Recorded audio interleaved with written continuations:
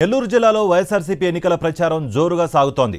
ఆదివారం దగదర్తి మండలం సున్నపబట్టి నుంచి భారీ మోటార్ సైకిల్ ర్యాలీ జరిగింది. నెల్లూరు వైఎస్ఆర్సీపీ లోక్సభ అభ్యర్థి విజయసాయిరెడ్డి, కావలి ఎమ్మెల్యే అభ్యర్థి ప్రతాప్ కుమార్ రెడ్డి, రాజ్యసభ సభ్యులు బిదా మస్తాన్ రావు ర్యాలీలో పాల్గొన్నారు.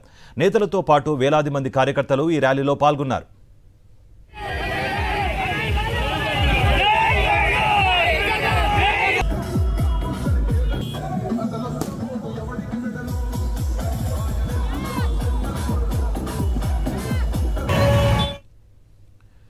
వ్యాపారస్తులకు సీఎం జగన్ ప్రభుత్వం అండగా ఉంటుందన్నారు కావలి వైఎస్ఆర్సీపీ అభ్యర్థి ప్రతాప్ కుమార్ రెడ్డి.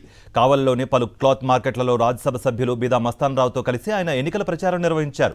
సీఎం జగన్ వెంటే వ్యాపారస్తులంతా ఉన్నారని ప్రతాప్ రెడ్డి తెలిపారు.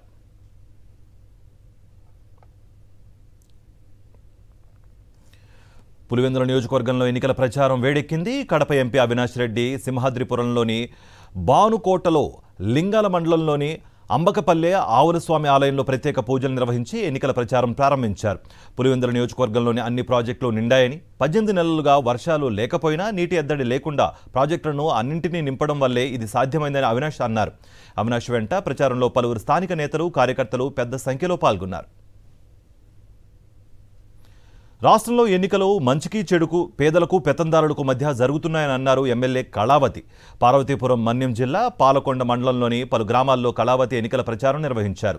అన్ని సామాజిక వర్గాలకు సంక్షేమ పాలన అందాలంటే సీఎం జగన్ మరోసారి ఎన్నిక కావాలంటూ కళావతి ప్రచారం చేశారు. గ్రామాన ఇంటింటా కళావతికి మహిళలు హారతులు పడుతూ స్వాగతం పలికారు.